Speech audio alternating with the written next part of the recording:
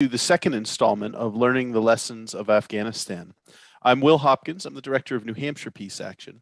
This program is co-sponsored by Massachusetts Peace Action, Maryland Peace Action, Chicago Area Peace Action Maine, and New Hampshire Peace Action.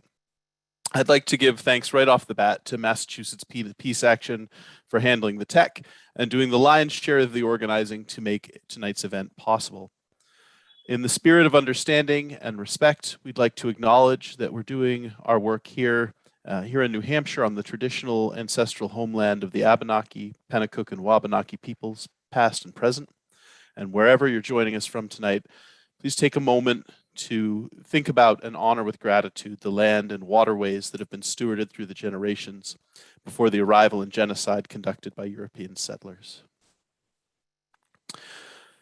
As we move into this program tonight, I would like to talk about 7 policy proposals that Cole Harrison of Mass Peace Action wrote to help us keep our eyes forward in building the peaceful and moral future we envisage as it pertains to Afghanistan. Number 1, the US must stop making war on Afghanistan. No more drone strikes, bombings, special forces, or aid to rebel groups. Number 2, engage with the Taliban and establish normal relations with the new government. We need to pay reparations to the Afghan people for the harm we've caused, and we need to accept Afghan refugees who who cooperated with us and are trying to escape the country now. Number 3, support regional diplomacy by convening Russia, China, India, Pakistan, Iran, and others to guarantee the neutrality and support the stability and development of Afghanistan. Number 4, clean house in Washington. Conduct a thorough investigation of the lies, fraud, and mismanagement. Remove everyone who incompetently managed this war and the national security officials who managed it for the past 20 years. Number 5, end other US interventions in the Middle East by withdrawing troops from Syria and Iraq, ending arms sales and military assistance to Saudi Arabia, UAE, and Israel, end sanctions on Syria and Iran, and rejoin the Iran nuclear deal. Number 6, repeal the 2001 and 2002 authorizations for the use of military force. Pass the National Security Powers Act S2391 to ensure that any future military interventions, arms sales, and sanctions are approved by Congress and have limited terms. Number 7, deeply cut the Pentagon budget and use the funds made available to resettle refugees, launch a global COVID-19 vaccination drive, reduce inequality in our country, and address the climate catastrophe. Tonight, after each of our speakers have had a chance to talk a little bit about their own perspectives on the end of the United States' longest war, we're going to have a chance for some Q&A. There are a lot of us on tonight, so we do ask that you use the chat feature to put forward your questions when the time comes. And I will do my best to make sure we get to as many of those questions as we can. Tonight, I know I'm extremely excited about our lineup of speakers, and I'm going to introduce each one, and then I'll turn it over to them to give a talk. Rather than introduce all 3, I'll introduce them before they get started. I'd like to start tonight with Phyllis Bennis. So Phyllis is a fellow at the Institute for Policy Study. And in the Peace Action affiliates around the country, a lot of us frequently fill a lot of roles between program, lobbying, fundraising, media, policy. And we're also expected to really grasp US foreign policy and its complexities and have paths for the future ready to offer our members. This is why most of us know who Phyllis is. If you want to keep abreast of US foreign policy and understand international relations, in my opinion, Phyllis Bennis is the most important mind in contemporary US foreign policy. Her primers and articles are thorough. They're well written, and I know in my work, I've come to depend on them to keep me able to thoroughly understand international relations and keep a reasonable and positive path forward in my sites that I can communicate with my members. In 2001, she helped found and remains active with the US Campaign for Palestinian Rights. She works with many anti-war organizations, not just Peace Action, writing and speaking widely across the US and around the world as part of the global peace movement. She's served as an informal advisor to several top UN officials on Middle East issues and was twice shortlisted to become the UN Special Rapporteur on Human Rights in the occupied Palestinian territory. Phyllis has written and edited 11 books, among her latest, Understanding ISIS and the New Global War on Terror, a primer, as well as the just published seventh updated edition of her popular Understanding the Palestinian-Israeli Conflict. She's also written, and this one's very relevant to Afghan policy, Before and After, US Policy in the War on Terror and Challenging US Empire, How People, Governments, and the UN Defy US Power. Phyllis, thank you so much for being with us tonight. I'm going to turn it over to you to respond to Cole's 7 points and tell us a little bit about what you're thinking about Afghanistan. Well, thank you, Will. It's great to be with Peace Action, all the various peace actions. Thank you all for your years of work as one of the really important legacy organizations of the anti-war peace movement in this country. I want to acknowledge something about that for a moment, starting. You know, we've fought for 20 years to end the US war in Afghanistan, knowing that getting the US troops out would not end the war for Afghans, but that it would end one big component of that war. And we now have that happening. But we also know that this is not cause for celebration. It's not like Vietnam, where I know many peace action people were active during Vietnam as well. And that was liberation at the end of the war. This is not really liberation for the people of Afghanistan. They have a long struggle ahead. And it's not cause for celebration there or here. So it's harder in some ways than it was around Vietnam, when a lot of things were clearer. But there are lessons, there's the future to look forward to, and we're going to have to fight for that future. We heard from President Biden the other day that they've learned the lessons from Afghanistan, that one lesson is we need a clear exit strategy, we need clear strategic goals. And I'm thinking, didn't we hear this once before after Vietnam? We heard the same thing. They don't learn these lessons. They don't learn these lessons. This was a war that was fought not for particularly oil or military bases, although both of those played a role, but it was a war fought for vengeance and to prepare the American people to go to war in Iraq. Bush is still a war criminal after these years. But it is hugely important that the US is pulling out its troops, and for the moment at least, also pulling out its contractors and others who were always worried about maintaining these wars. A couple of things that Biden said the other night I think are true and important. One is that it was the right decision to pull out. It was too late. It was a decision that should never have come up because they never should have invaded and occupied Afghanistan 20 years ago. But since they did, at any moment, it would have been the right time to pull out. That was very important. It was also crucially important that he acknowledged twice in the speech what the cost has been for people in the US, because people don't know that. They don't know that it was $2 trillion over those 20 years. Nobody really knows what a trillion is. It's one of those ridiculous numbers. You might as well say it's $1 bazillion. But he broke it down and he said $300 million a day to pay for that war every day for 20 years. That's what we have spent on that war. Imagine, of course, what that could have purchased in terms of at home, jobs and healthcare and a Green New Deal and Medicare for all, and abroad for diplomacy and for development, for clean water and education all around the world. But no, we spent it on war. So the question of telling lies is an old story and it hasn't changed yet. We heard lies in President Biden's speech as well as those important true statements. He said, we believe that the Afghan military would defend their country. Well, first of all, they were never charged with defending their country. They were created to defend a government that was set up and imposed on Afghanistan by the United States in the image of the United States, staffed by leaders and people who were chosen by the United States to represent the interests of the United States. So this notion that somehow 300,000 troops, which was another lie, would inevitably defend that government, that was clearly not the case. So one thing we have to learn from this is to demand that they stop telling lies. The abandonment of Afghanistan did not start 3 days ago when the US finished pulling out its troops.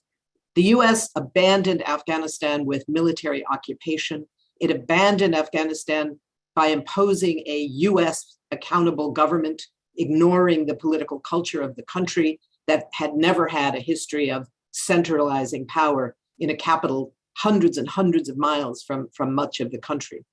It abandoned the women of Afghanistan when it spent $2 trillion over 20 years and left the women of Afghanistan still #1 in infant mortality in the world. Despite some small incremental gains, it is the worst place in the world today for a woman to give birth and have her child survive to her first birthday. That was the abandonment of the women of Afghanistan, not pulling out the troops 2 days ago. So I think that we have to come back to the basics here, that there is no military solution to terrorism, that the US drone strike, if we needed any more evidence of that, the US drone strike that was allegedly in reaction to the ISIS-K bombing at the airport, we don't know that it hit any of the alleged 2 ISIS-K members who may or may not have been hit at all. What we do know is that a family of 10 was killed, including 6 children, 4 of them under the age of 4. That's what we know. That's what we know. We know there is still no military solution to terrorism.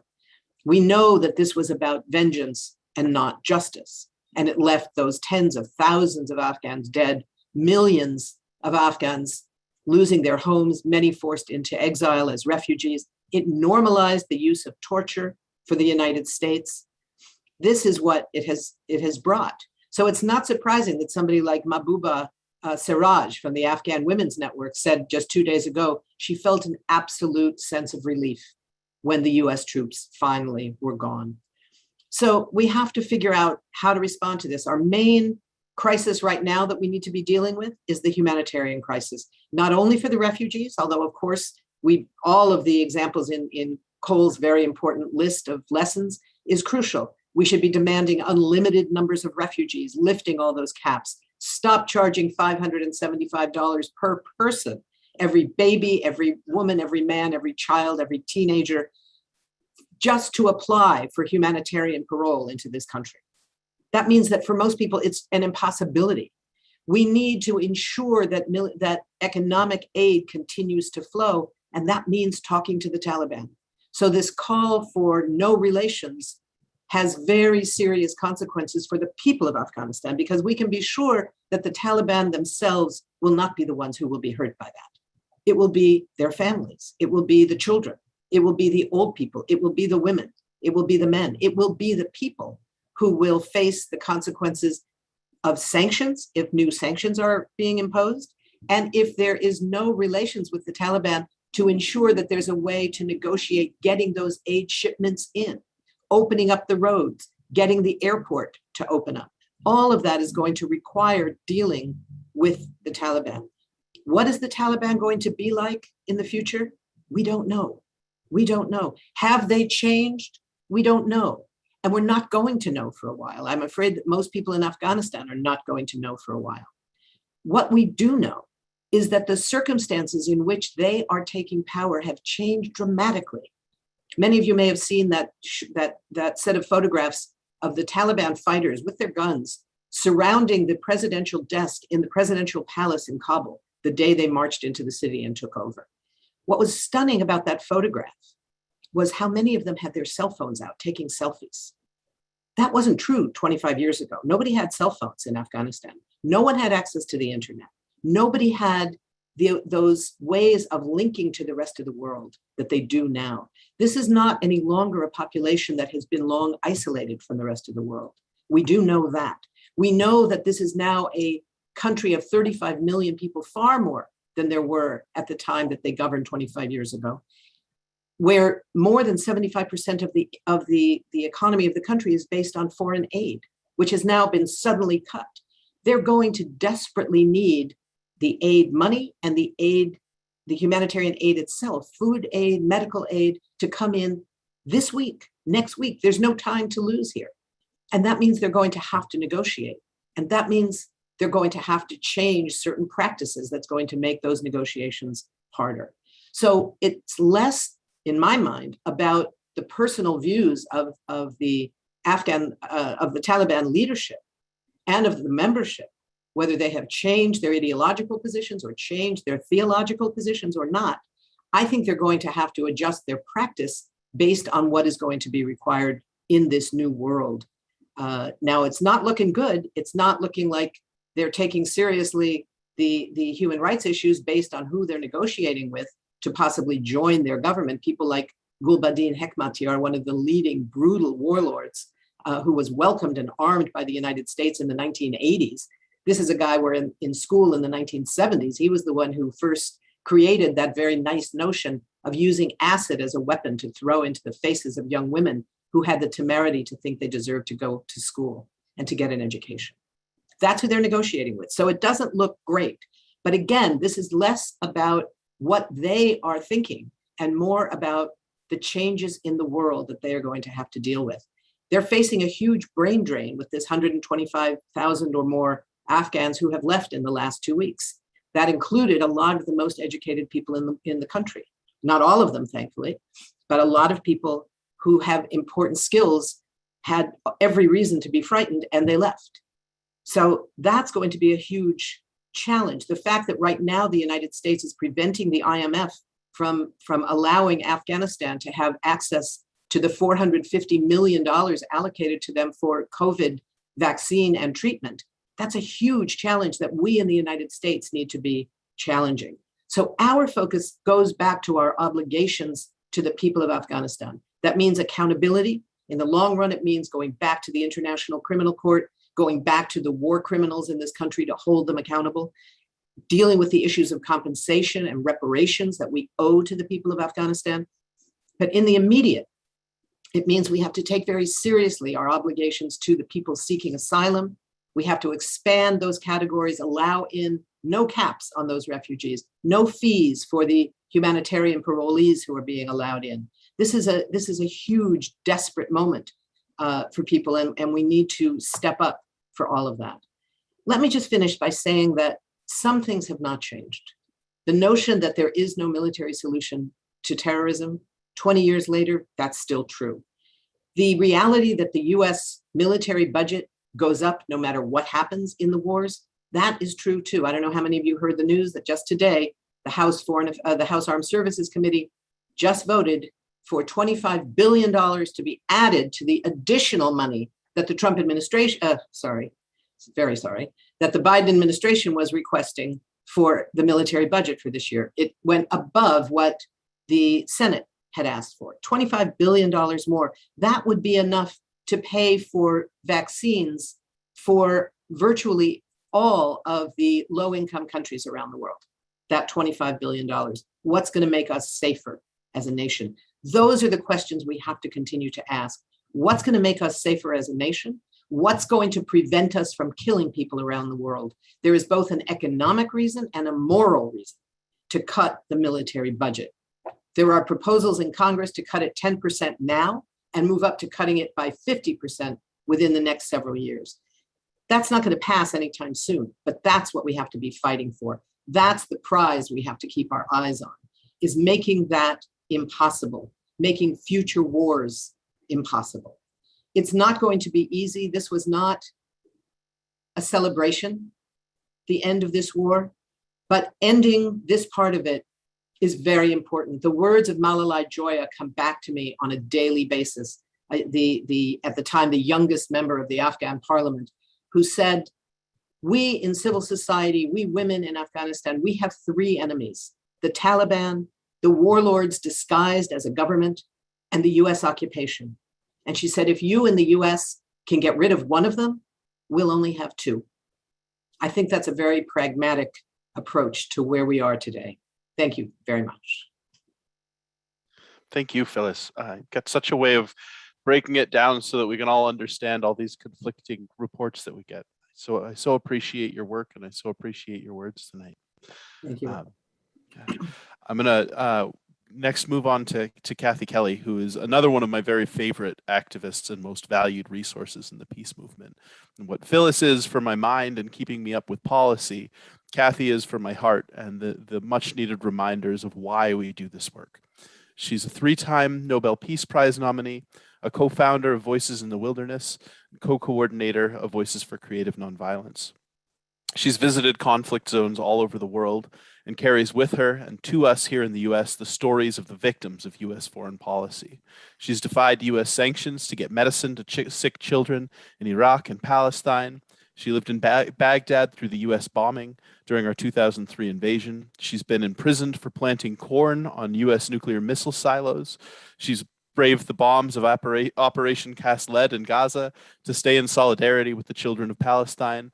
And she attempted to break the blockade of Gaza, bringing food and medicine to Palestine on the Audacity of Hope, an aid boat. She's been to Afghanistan 15 times during the US war there. She serves as a constant North Star for those of us engaged in this work. And I really appreciate you being here, Kathy. And if you can take it away, we're ready to hear you.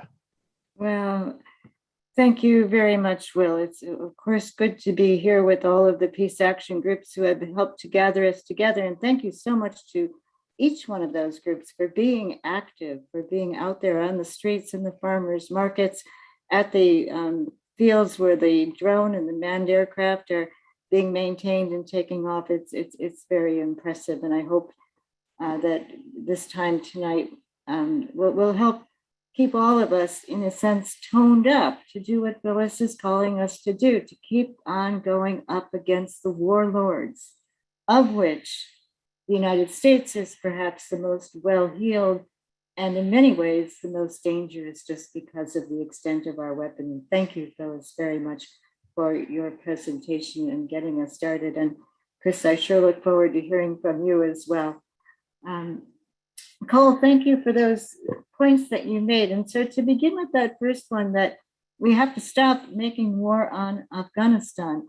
You know, the United States was involved in negotiating a troop withdrawal. Had there been negotiations for peace, the United States would have been concerned about creating livelihoods for people in Afghanistan, because if people don't have jobs, then, you know, they'll pick up a weapon and fight for this warlord or that warlord, and the war goes on and on. But we didn't see that kind of negotiation that would have allowed for a changed economy. And with regard to what specifically the United States should stop, no drone strikes, no bombings, no special forces, no aid to rebel groups. I'm in touch very much with a young man whom I last saw in September of 2019. And he has fled because he really was genuinely afraid. But, you know, the last time I saw him, in a very hushed voice, he asked me, Kathy, did you know about Qadi, Khazir, and Jahanzad, and Sabur, and Bahadir? And these were 4 young men who, in Jalalabad, just outside a big city outside of Kabul, had been sleeping when Special Operations Commandos trained by the United States broke into their home, killed all 4 of them. They were gathered together to welcome their father back from the Hajj, and neighbor after neighbor, storekeeper after storekeeper said, these young men were not part of Daesh. And so people were living in fear of warlords, of Special Operations Commandos, of drone strikes, all throughout the last 20 years. And, you know, they still have reason to fear. President Biden has been so clear that he didn't like the idea of boots on the ground in Afghanistan, or a surge in the boots, but he likes the idea of combining CIA and drone strikes and drone surveillance and special operations. That's not going to constitute an end to the war in Afghanistan. And I think we have to listen to Daniel Hale, because Daniel Hale, as an Air Force analyst, disclosed actual documents, US government documents, that showed how in one 5-month operation called Operation Haymaker waged against Afghanistan, the United States drone strikes 90% of the time killed someone who wasn't the intended target. And so the idea that these drone strikes, you know, the drone operators, they see blobs on the screen, they don't see people. And the idea that somehow we can wage a kind of a war that's going to be more secure because we don't have boots on the ground, I think that's a foolish notion, and Daniel Hale should be thanked, not imprisoned. It's also, I think, important, as Phyllis said, to mourn the lives of the people in Kabul who were killed after the terrible catastrophe at the Hamid Karzai International Airport. because those people, you can't hold children accountable and say, well, you were in the wrong place at the wrong time. 6 children in a family were killed. Now, this time, I think there will be an investigation. There are lots and lots of journalists. And let's face it, in the last 2 weeks, there's been more attention paid to Afghanistan in 2 weeks than were paid over the collective last 20 years. So there were plenty of strikes, drone strikes and manned aircraft strikes that hit civilians and were never investigated. And this helped, of course, to build up the revenge and the rage and the desire for retaliation.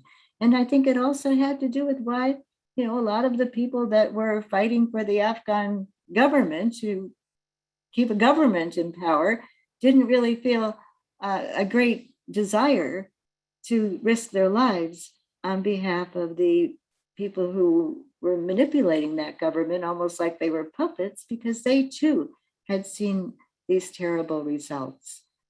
I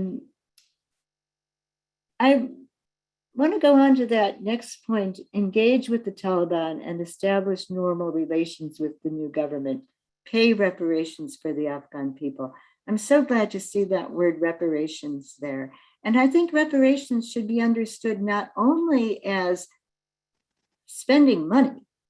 And, we just are giving $10 billion to the Air Force for its over the horizon capacity to bomb Afghanistan with drones and manned aircraft from Kuwait, from Qatar, from the United Arab Emirates, and from the Roosevelt, a carrier in the middle of the ocean. That $10 billion, and Phyllis has also sketched out ways that monies could be spent wisely, that could be used for reparations. But it's not only a matter of the financial reparation for the bereavement and the torture and the displacement and the suffering caused, but also reparations should be understood. I guess you could, kind of use the word repair as dismantling the war systems that caused the suffering in the first place. We can't afford this war system any longer. It's grotesque. It diminishes everybody. And there's no way we can have a rational discussion about climate catastrophe or pandemics if we don't dismantle the military systems. So yes, we should pay reparations. And also, I think we have to acknowledge, what have we done? Phyllis mentioned that President Biden did talk about how the amount of money per day was $300 million every day for 20 years. Another way to look at that, in 2014, during what the militarists bragged about being the largest retrograde mission in military history because Obama's surge was coming down and they were sending the troops home. If you took the sums of money spent and parceled it out per soldier per year, it would come out to $2 million per US soldier per year that year. That same year, there were many thousands of children suffering from the kind of severe acute malnourishment that leads to chronic brain damage. But iodized salt, believe it or not, getting iodized salt into the diets of those children can actually help the children resist brain damage. And that would cost 5 cents per child per year. So could we see Lady Justice in the scales? Where do we want to put our resources? 5 cents per child per year to rescue a child from brain damage because of chronic malnutrition? Or $2 million per year for soldiers, and amongst the combat veterans, still on an average, 22 per day take their own lives when they come back. So we must acknowledge these kinds of realities that have so sapped our credibility as a country that cares about other people. There's a network of surgical centers called the Emergency Surgical Centers for Victims of War. And I love these people. And so do people all around Afghanistan. They will stitch up anybody who comes to them. If the logo is on that truck or ambulance, it just won't be hit. And they've run 3 major hospitals and 41 forward operating clinics. And that same year that I mentioned with the $2 million per year per soldier, one of the head nurses at that hospital, Emmanuel Danini, he said to me in Kabul, what if you just said bye-bye to 3 of your soldiers and you send them home early and you give me that $2 million per soldier? What will I do with $6 million? Oh, I build another hospital. And this is the kind of practice that could be in place so that the United States wouldn't be feared as such a menacing country. And I certainly saw this with the young people I visited. They were exemplars. They were so brave and passionate. They so truly desired to get rid of wars. They didn't want to see any more wars, and they practiced sharing resources. They organized the widows to make big, heavy blankets, and they gave those away to people in the refugee camps. They knew those places. They did surveillance with notebooks and pens, going up icy mountainsides to sit down and talk with the widows and ask them, how often in a week do you eat beans? How much does it cost for you to get water? Because the widows way up at the top of the mountain had to walk down these icy paths and carry heavy buckets of water back up, so the rents were lower. And then what was the age of the main income earner for the family? And if that income earner was under 12 years of age, that survey went to the top of the list. And then they figured out who they would try to help. So we shouldn't get the impression that the Afghans need us to come in there and save them. Oh, no, no, no, no. They have many, many people who are upright, robust, strong people of great moral character. But they've been betrayed, as Phyllis said. They've been betrayed and abandoned by policies throughout these 20 years. They need livelihoods, and they need ways to feed their families that don't make them dependent on warlords, particularly not the United States. I say that there should be reparations paid, but I don't think those reparations should be entrusted to the United States to administer or even to collect. Have an escrow fund, make it under the auspices of the United Nations. But I think there are reputable groups who could help with advising and distributing. I think about the Doctors Without Borders, the International Commission of the Red Cross, the Emergency Surgical Centers for Victims of War, the United Nations agencies. There are 38 of them who've been working in Afghanistan throughout all this time. Environmental protection agencies, mine clearance agencies. And I think of my young friends, and right now we are so worried for them, we don't even call them by their names or their organizational name, but let me just say young friends in Afghanistan. Cole had a point about cleaning house in Washington, D.C., and that is so important. There ought to be a way to call the warlords to accountability. I want to mention two particular events, which I think historically ought to be almost like marker events. In 2017, in April of 2017, the United States dropped it's called a GBU-43 massive ordnance air blast bomb. This is the largest bomb that the US arsenal has short of a nuclear weapon. Huge, enormous bomb. They called it the mother of all bombs, which is a hideous name to assign to a bomb. But you know why they dropped it on a mountainside where there were, it was populated largely by sheep and by goats? It was because inside the mountain was a very sophisticated network of tunnels used for communication and storage of weapons that the US built. And so that was their spot, and they didn't want it to be taken over by groups they believed were hostile groups. And so they blasted the mountain to smithereens. But isn't that a telling statement that it was the US that built that facility in the first place, as way back in the history, Zbigniew Brzezinski had said, this couldn't be better. Now the Soviet Union has their Vietnam and we can bleed them. And they saw it as a Cold War success. In October of 2015, the United States began to bomb a Doctors Without Borders hospital.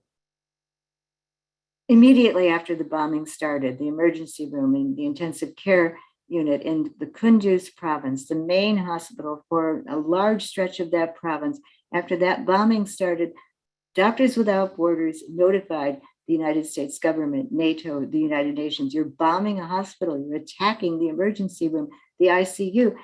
And the United States C-13 huge transport plane outfitted with Bofors cannons and incendiary devices and Gatling gun type shooters flew away and then came back and bombed again and came back in 15-minute intervals for an hour and a half. And that green lighted the possibility that you could just bomb a hospital with impunity. The Saudis have done it. It's been done in Syria.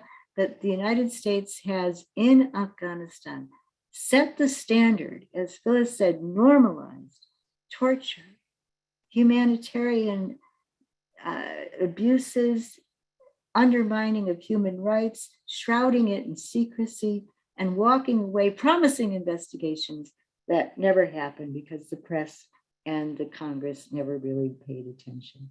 So yes, clean house in Washington and use the Special Inspector General on Afghanistan reports that are filed quadrennially, have been filed every year by John Sopko, and take those seriously. The Afghanistan papers did take them seriously, but the general said, we're not going to really have to worry about those Afghanistan papers. And I think to some extent, they were right. Please try to look up the December 2018 USA Today story that describes with just unbearable detail how mercenaries, special operations mercenaries, got it so wrong in a particular village as they were trying to just get money and a contract for expanding an airport in a remote area of Afghanistan.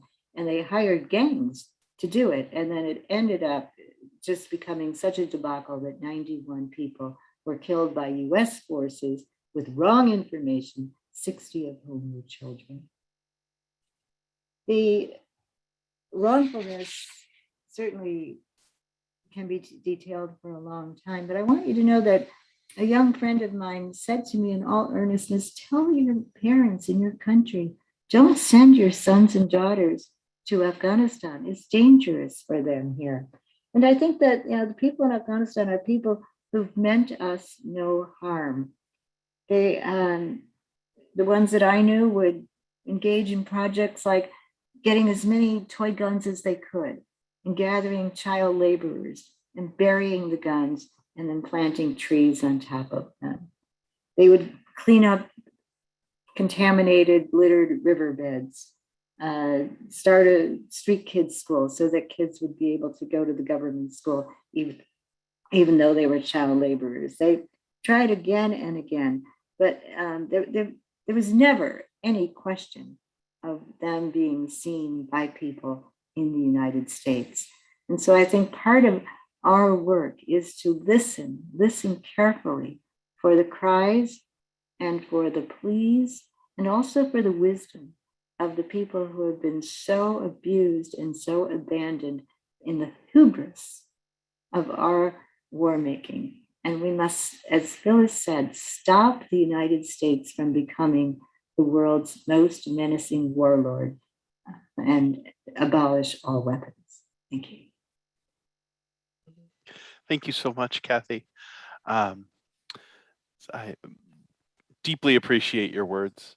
My introduction for Chris may be lackluster because today is my first time meeting Chris.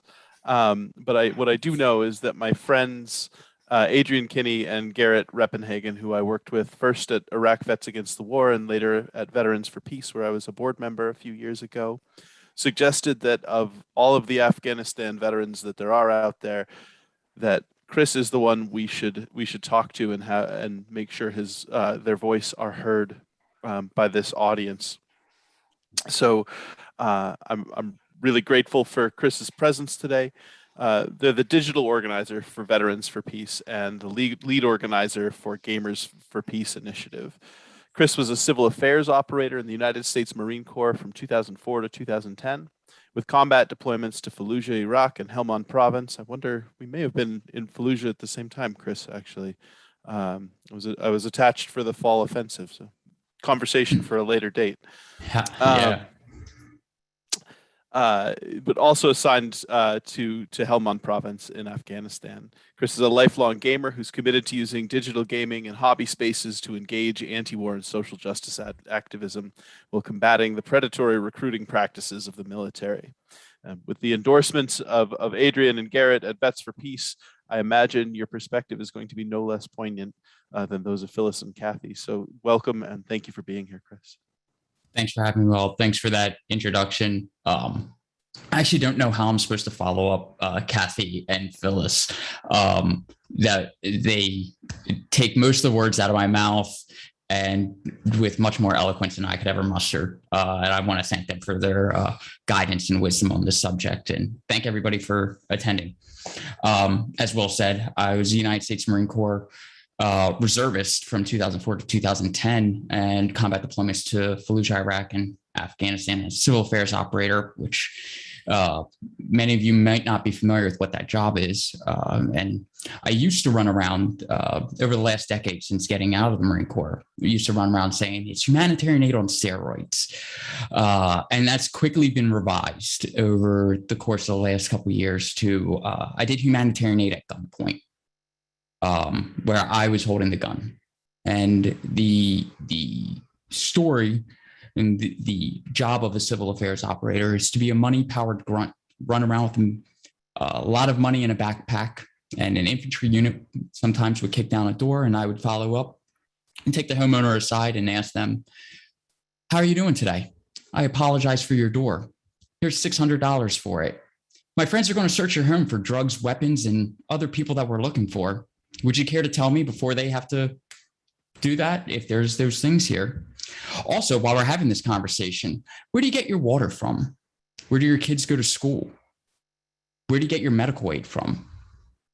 And what I've realized is as I was plugging these people for information and getting them into our BAT system, biometric scanning system, so that we could identify and catalog entire country of civilians, is what I was doing is getting information for intelligence and perpetuating the war machine.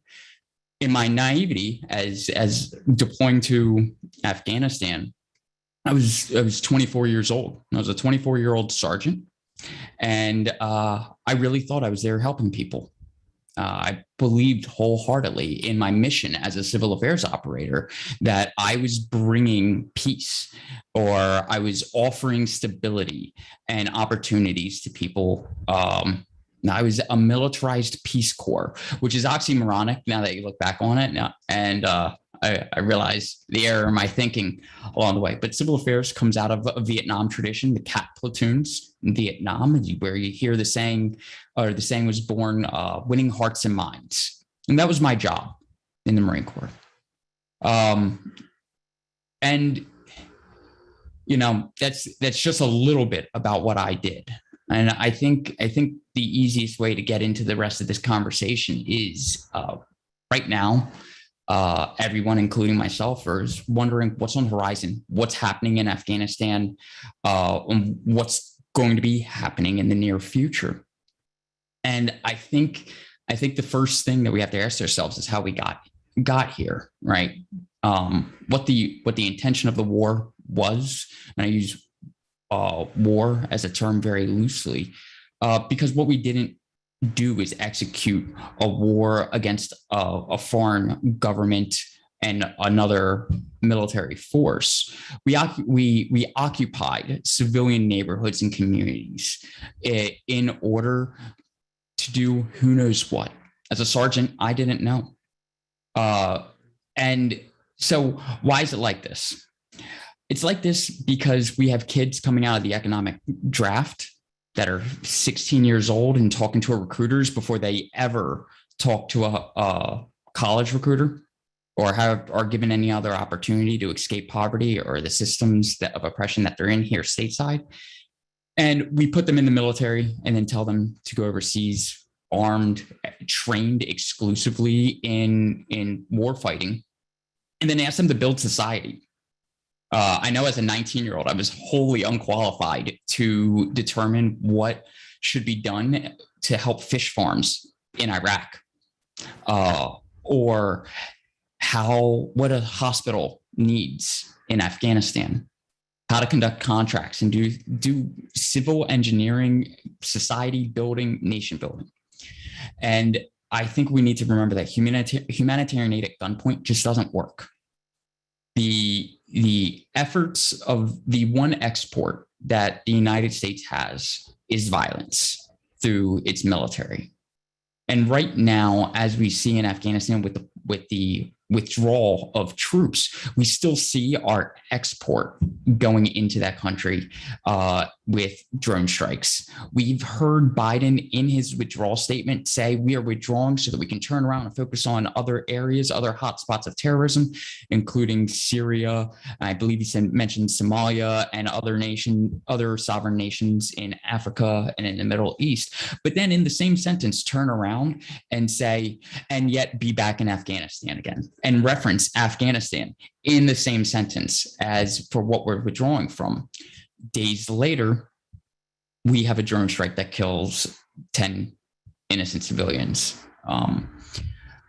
in response to a suicide bomber attack at a gate during evacuation. And latest reports that I've been seeing and articles that I've been reading is that in the aftermath of that explosion, I believe it was roughly 170 civilians were killed, Afghan civilians were killed, roughly.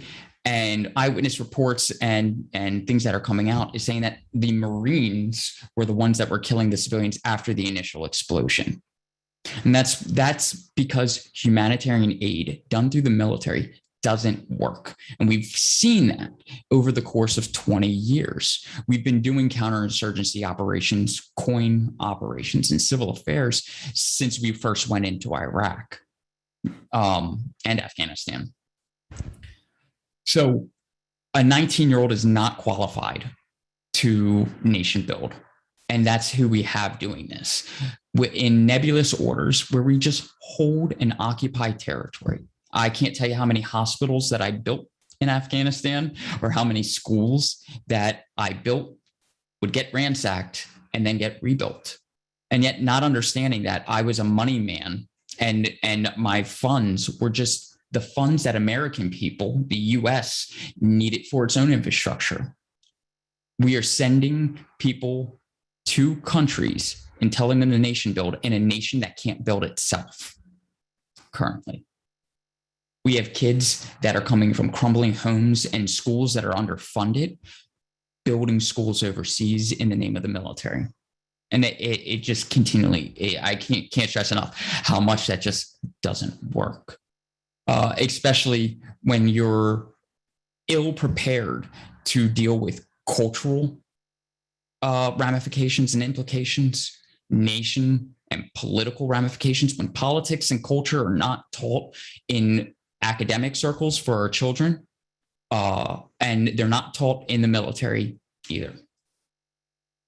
So I think that the 7 points that Will has outlined is a great starting point. And we have to remember that repealing the AUMF is a priority. Cutting the budget of the Pentagon is a priority.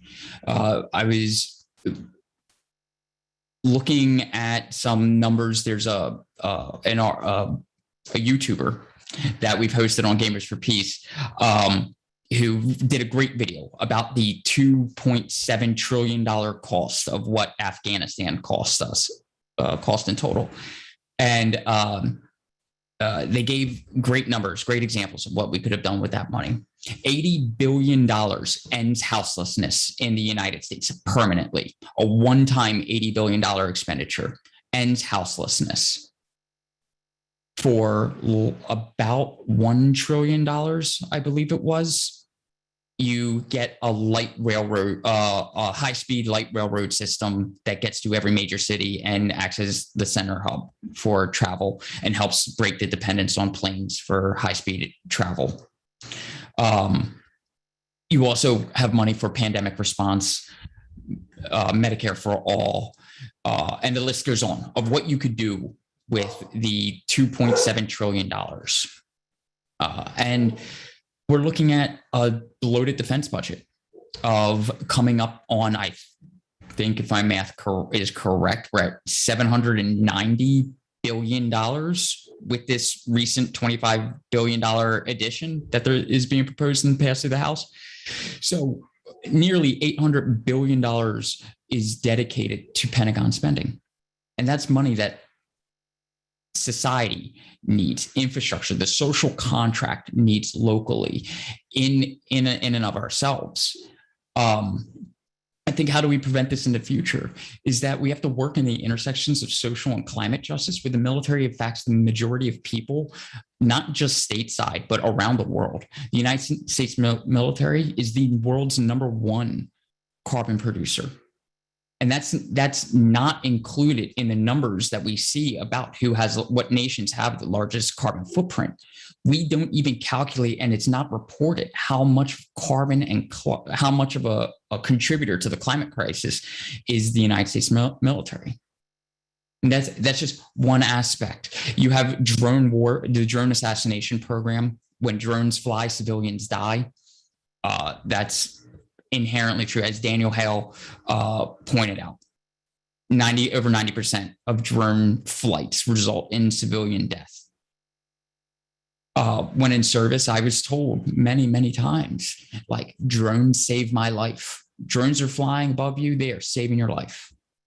And I don't believe that was ever actually true.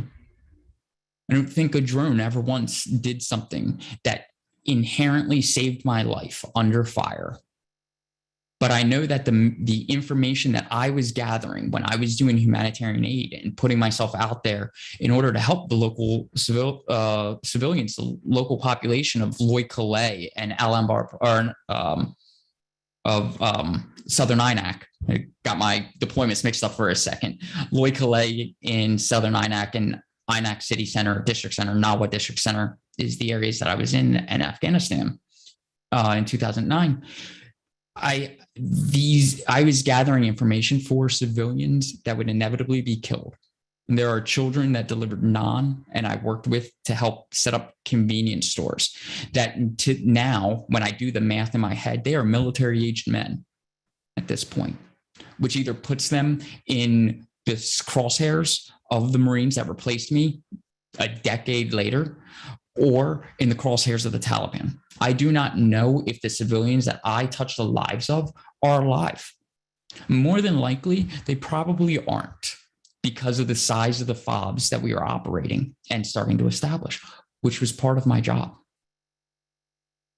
We destroyed farmland.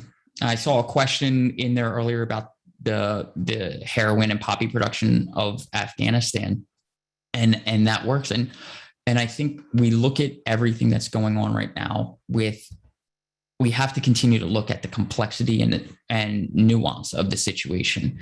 We are withdrawing so that we can continue to do over the horizon missions in these areas. We have military contractors. We have we have mercenary organizations that are vying for contracts to go in, led by Eric Prince and the Ilks of Blackwater. We have ramping up. We have an administration that is getting hit on both sides of, on one side, identity politics, talking about how we need to be in there for the sake of women and children, and fear-mongering the Taliban impact on those populations. So we have the drumbeat from a left position urging us to stay there. And we have the right getting to point at a suicide bombing and continue to beat the war drums there. And we have an administration that has already said that it wants to continue doing over the horizon attacks. We also have a ramp up against China and their Belt and Road Initiative. And as the Belt and Road Initiative looks at going into the Middle East, Afghanistan and things, where does that put us in relation to that? The only export, as I said at the start, the only export we currently have is violence, whether that's humanitarian aid at gunpoint or lifting up and exporting a military to a militarized government, of government of warlords in this area. That is all that we are offering to these places because we cannot take care of ourselves here at home. How can we export humanitarian aid when we are facing our largest houseless crisis ever? When we have hundreds of thousands of hospitalizations due to pandemic response, a failed pandemic response that saw people going back to work because we couldn't do the right thing and put a UBI or get benefits to people as they need them. I think we have to address the economic draft if we want any chance of actually preventing further devastation against these populations. Kids talking to recruiters, the military, shameless plug for just a brief moment, but the military is operating in gaming spaces and in online spaces directly to recruit kids as young as 13 and put them in the military pipeline through games. If you look at numbers from 2020, about 13,000 new recruits at the age of 18 said that they were directly contacted and influenced to join the military through Twitch and gaming spaces. There's 13,000 children that a recruiter contacted them through the hobbies and safe spaces that they try to get away from the failing infrastructure that they face every single day. The reason these kids are in video games is because parents are working 2 jobs and can't create a family life or do anything. A lot of children, how many grandparents see kids with iPads in their hands playing Candy Crush or things like that? And those are the spaces, that's the pipeline that the military now occupies, and is why we continue to have this expanded and bloated budget for a military that has no purpose. We outspend and have a larger military than the next, I think it's 20 nations, half of which are our allies. And we have no conventional warfare on the horizon. We have drone warfare on the horizon. We have AI drone warfare. The military looks at these places like games and online digital spaces and doesn't need troops on ground. It needs troops that understand how to occupy understand a virtual space and how to have map awareness or projected awareness of what's around somebody through a TV screen or a computer monitor. I think that starting with repealing and abolishing any AUMF is just the beginning. Drastically cutting the Pentagon's budget needs to be at the forefront, and combating the climate change. California is on fire. Lake Tahoe is on fire. Siberia just is on fire. The place Russia used to send exiles to die in the cold away from civilization because it was so cold is on fire and just put out enough carbon for Germany's emissions, I believe, for at least 1 year, if not 2. And these are the ramifications of our bloated military budget. This is the ramifications of 20 years of attempted nation building, from failed lessons out of Vietnam that translated to failed lessons in Afghanistan. And we need to be combating the military industrial complex, the war machine, in every facet at the intersections of social justice and climate justice. I think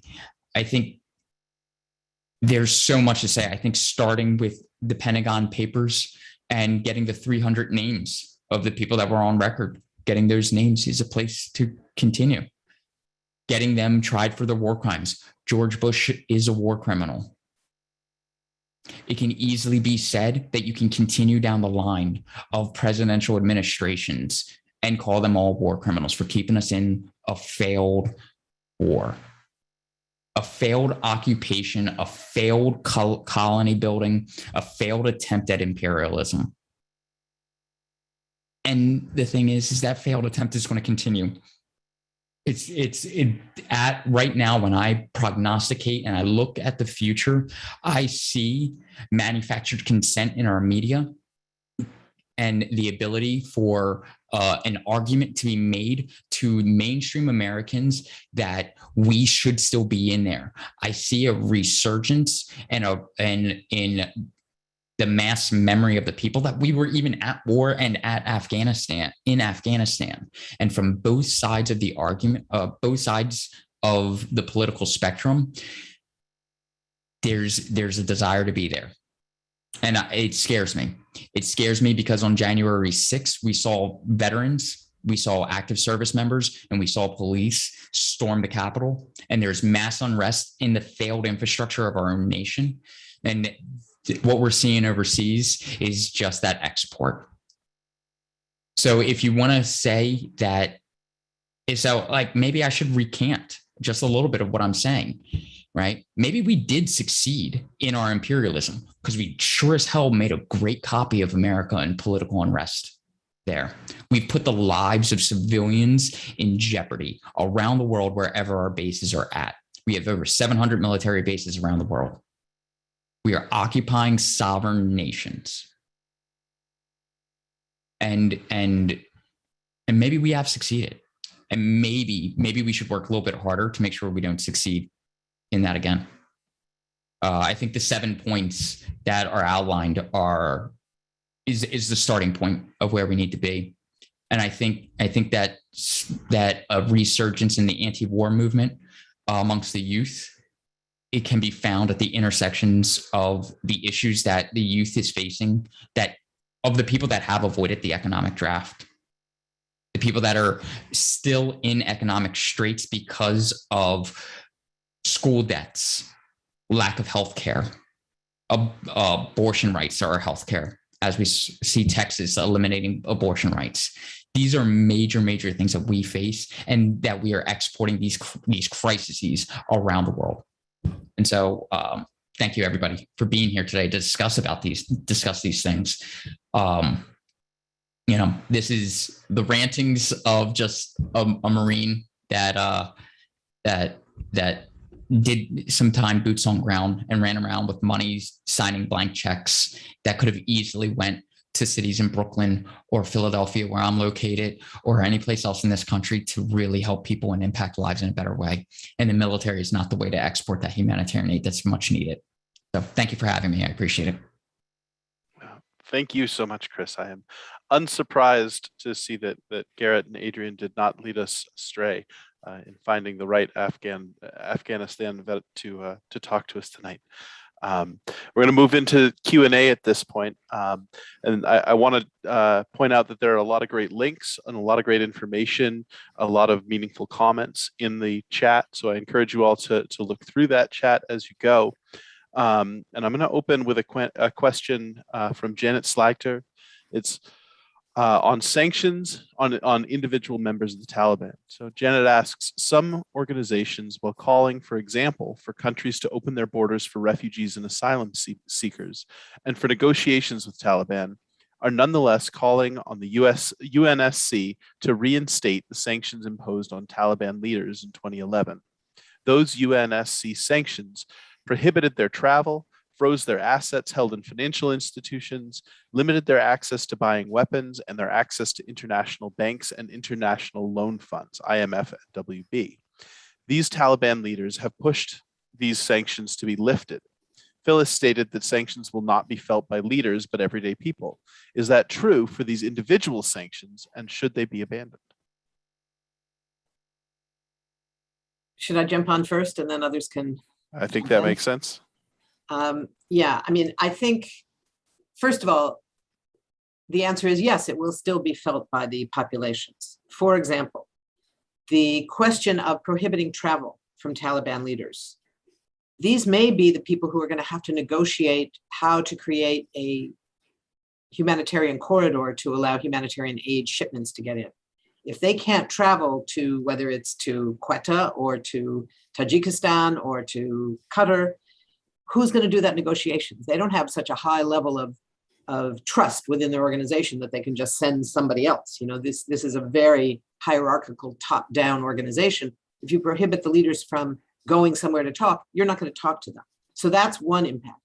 The notion, I mean, it all sounds very good. This is a lot about posturing. Well, we're going to freeze their assets. I can pretty much guarantee that the top Taliban leaders do not have assets in the United States.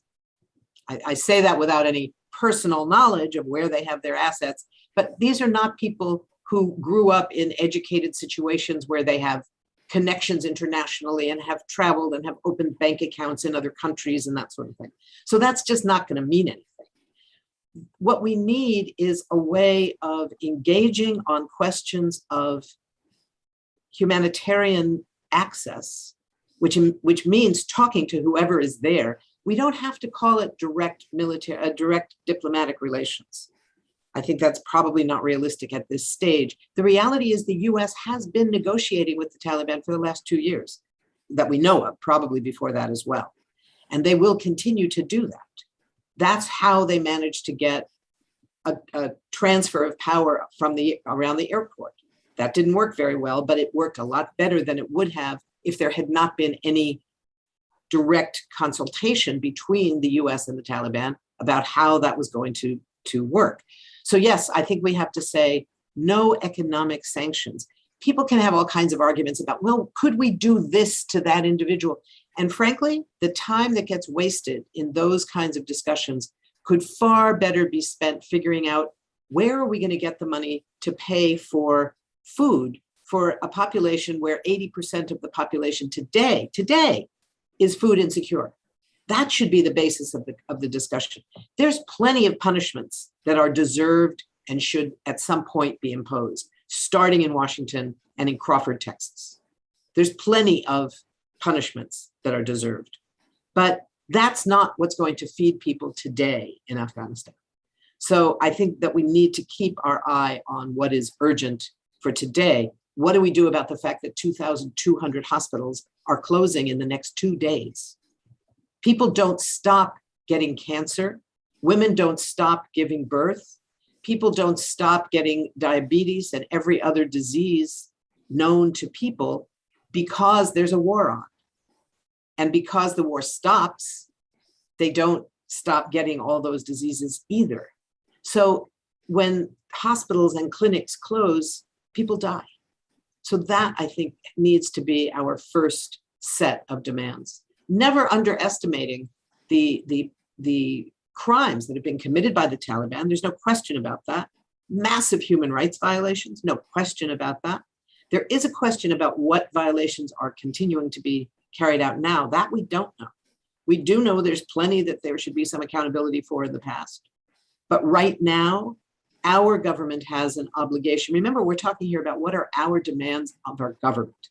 That may be different than what we as peace activists want to do or say or whatever. But what we call on our government to do is to start the process of taking responsibility for the havoc, for the chaos, for the devastation they have brought. There's a statement from the ancient Romans, from Tacitus, that I used to quote all the time. Kathy probably heard me say this 35 times when we were on the road together during the early days of the Iraq War, which is the Romans brought devastation and they called it peace.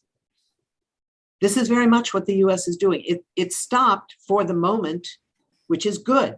We should celebrate that the US is no longer bombing and drone striking and attacking Afghanistan and Afghans.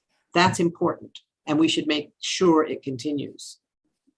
But that's not peace when people are still living with the consequences of 20 years of that devastating war.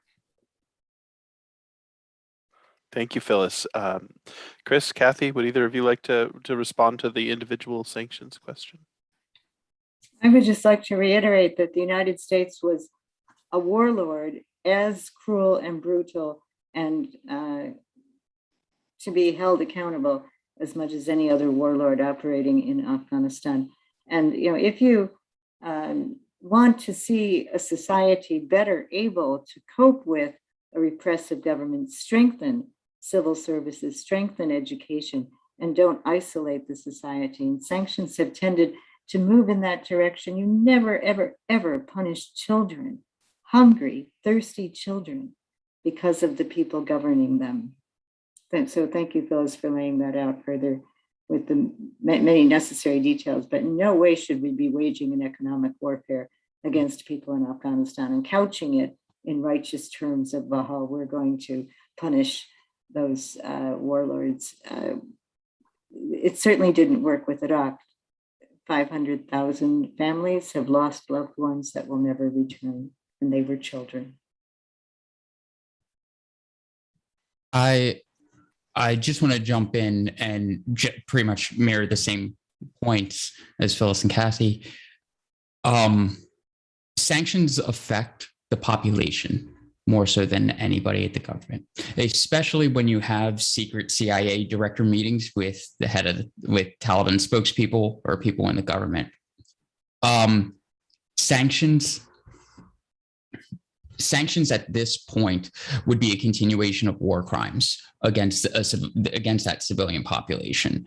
This is completely my opinion, and maybe it's a little bit of optimism and naivety, but the idea of engaging in dialogue and potentially recognizing a government that's in power and focusing on diplomatic aid to help establish a civilian care for the population should be the forefront of the beginning of us recompensing the population that we have wrought devastation on for 20 years.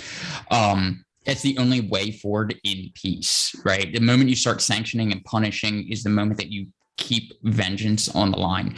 And Biden has already committed us to this vengeance mentality. And we saw it as a result of the suicide bombing, and in this continual pursuit of boogeymen, of terrorist boogeymen, individual actors that aren't states and aren't representative of a population that we continue to target the population for. And that is a war crime. And if we were to do sanctions, we'd just be continuing to harm. I wouldn't even call us having ended the war in Afghanistan. I would just say that we're in the 21st year of it at that point. So. Thank you. I'm going to take a question from Leah Bolger. Hi, Leah. It's good that you're here. This is specifically for Chris, although I imagine Kathy might have some insights as well. Leah asks, do you think there were very many Afghans who helped the U.S. because they were coerced or not really given much of a choice? Or do you think it was mostly voluntary, the Afghans who helped U.S. forces? I think when you have an occupying force that is armed with weapons that you've never seen before, or and has capabilities, that you only have one option. I think that going into the ANCAP, like the Afghanistan National Police, going into the Afghanistan National Military, is by conscription out of fear of life. Because once I'm going to speak about the male side of that equation. You hit 12 or you're a tall 9-year-old, you're a military-aged man. You're a target for me and my guys. You are suspected of having weaponry on you.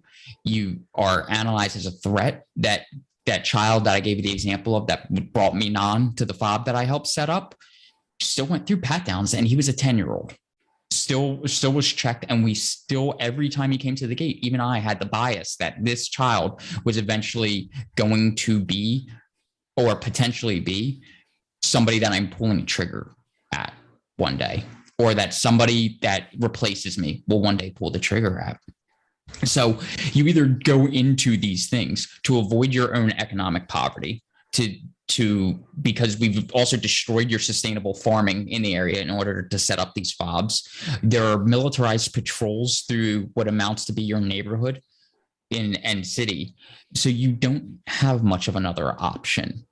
You either become an interpreter, you become a cop, you go into the military. You do whatever it takes to survive in the face of economic devastation. And that's the same thing. I keep bringing it back to what we face stateside also. That's not unlike what we see with our own children. It's not unlike what we see happening in our Black and brown neighborhoods with policing of our local neighborhoods. Last year, personal anecdote, I was at some of the George Floyd protests, and I'm sure a lot of people here were also. But I didn't expect to have an MRAP and a mine-resistant vehicle, mine-resistant tank, pretty much, have an upgunner on it firing grenades at me, which was something that we did in Afghanistan. Like, so the war that we're fought over there and the conditions by which people are obligated to work with Americans are the same exact conditions that our Black and brown children are facing here, and our population is facing here. And so you can walk into the Bronx and get a taste of some of the things that are, and get a understanding of the reasons why people make the decisions they do in order to survive underneath American colonialism. Thanks. Kathy or Phyllis, do you have anything to add to that, the economic reality of cooperating with the U.S.? I would just, you can look in the, sorry, Go ahead, Phyllis. no, you go. But just that you can look in the census report that shows how many bullets were sold to Afghanistan in the year of 2018. And it was something like 23 million. And I thought, why are they doing this? Why sell so many bullets to Afghanistan, a country poised on the verge of civil war?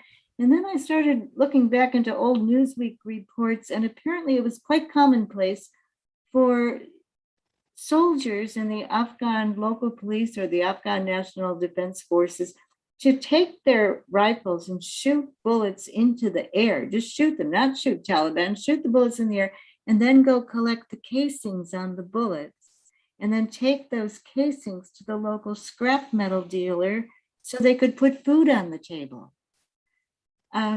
We're talking people who wanted food on the table and still do. That's so So important. I think that $23 million worth of bullets was to replace the ones from the previous year, whereas we should have just sent $23 million worth of food. That's such an important question. I was just going to add one point to Chris's very important point about why do we see, armored personnel carriers on the streets of Ferguson when Mike Brown was killed? Why do we see MRAPs on the streets now during the Black Lives Matter protests? The answer is something called the Pentagon's 1033 program, which is this explicit program that's designed to give excess military equipment, including weapons like tanks and, well, not tanks actually, but MRAPs, armored personnel carriers, night vision goggles. Until recently, it also included all kinds of weapons. That was stopped by Obama. Trump lifted that restriction. Biden replaced the restriction. But there's a move to end the program. These days, most of those weapons are coming from Afghanistan. It's, you all read about during the pullout, they were disabling and blowing up helicopters and weapon systems and all kinds of things so they wouldn't fall into the wrong hands, right? Well, a lot of them, they do prepare on this stuff. They don't prepare to get people out and safe, but they do prepare to get weapons out and safe. So a lot of those weapons are shipped back to the US. And then what's the Pentagon going to do with them? They're not the highest tech, newest, what we're going to send with the troops for the next invasion. They're sitting around. So the word goes out to every state or local police station, police force saying, do you want this? They pay nothing. They don't even have to pay transportation for it. They just have to pay upkeep. And they get trained in how to use it. You say, well, wait a minute. Why would the police department of Ferguson, Missouri, a little town, what would they need with an armored personnel carrier? Well, we've got drug dealers, we've got, you never know, right? And then when they have it, they use it. That's the lesson of weapons. If you have it, you're going to use it. So that's why this has become a commonplace thing. And it's all made available because the Pentagon has supposedly excess material because of all of these Pentagon contracts that all go back to the military producers. So it all comes back to the money, all comes back to the money. So there is a very important campaign underway to end the 1033 program. There's a number of members of Congress who have signed on to it. There's two bills that are currently pending. One is better than the other, and I can't remember which is which, so I'm not going to try and tell you. But there are important campaigns to end that program. Well, thank you all for your insight on that. Next question, it made some interesting, there's been an interesting follow-up in the chat. It's from Yannick Joseph. As shocking as US policies may seem to progressives, the US is acting like other empires which have preceded it. The US is an empire, not a regular country. Can we act through the United Nations and related organizations? It seems like in the long run, Pakistan, which enabled and aided the Taliban, will be playing a greater role in Afghanistan.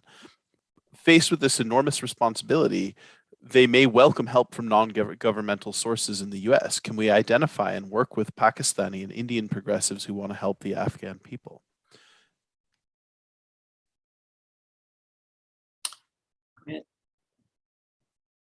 Kathy, This is a little bit outside my wheelhouse, but I'll follow up to somebody if I think of something.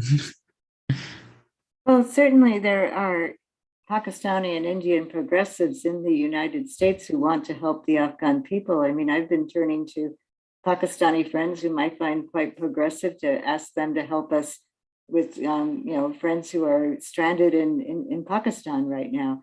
There are many groups in India that practice permaculture and have in the past invited young Afghans to come and join them as interns. There are groups that in India have been trying to oppose India's weapon policies and the terrible governance of Narendra Modi in terms of the impact of human rights violations. And they've welcomed young Afghans to be part of their work. I'm sure that this is possible, and I completely agree. The United States is an empire in decline. Empires in decline are particularly dangerous. And definitely the United Nations, absent the Security Council, would be the place to turn. But I don't think we should entrust the Security Council with major decisions, because that's really taking a collection of warlords and giving them power that they haven't used very well in the past. I think that's absolutely right. I do think that the lack of other global agency, we have global agencies on specific issues, global non-governmental agencies dealing with health, dealing with food, dealing with water, but overall assistance is still very much a product of governments, largely because of the amounts of money involved. You know, we're not talking here about small organizations raising, a few thousand or a few $100,000 that could be turned over to a counterpart organization in Pakistan to be delivered to Afghanistan or directly to Afghans. There isn't that kind of capacity in civil society in Afghanistan at this stage to absorb the kinds of money that is required to rebuild the country. There's going to have to be governmental engagement. And that means the United Nations, which for all of its problems, and some of you know I've spent years researching the whole question of US domination of the UN, which has changed in certain ways in recent years, but it's a big problem, but it's the closest thing we have to a more accountable institution on the levels of issues around humanitarian aid, food and water, emergency aid, or the agencies like OCHA, the Humanitarian Overview Organization, the WFP, the WHO, the UNDP, all of these organizations, they're not separate from the domination of the Security Council in terms of budgets and that sort of thing. But the General Assembly can be pushed to take more of an initiative. And in theory, they have control over money in a way that the Council does not. So it's partly about political will, getting that fight. But the key thing is to get the US to be prepared to put hundreds of millions and then billions of dollars into the funding of the rebuilding of Afghanistan, and now millions into the emergency campaigns that are underway for this very urgent moment, which does need to go through the United Nations, and that's already underway. Those are the agencies that have stayed. They haven't left. Médecins Sans Frontières has stayed as well. Emergency is staying. But all the UN agencies, there's 30 some odd of them, they're all staying for now. And that's where the money can be directed, and most of it will get to people in need. Probably not all of it, but most of it, which is a better level than we've got pretty much anywhere else. Thank you both. and we are getting low on time. I think this is probably going to have to be our last question. It's from Stephanie Hiller. Why don't we put women in charge of humanitarian effort there instead of, quote, engaging with the Taliban? Is there a woman-led infrastructure in Afghanistan that we could point to or deliver money to?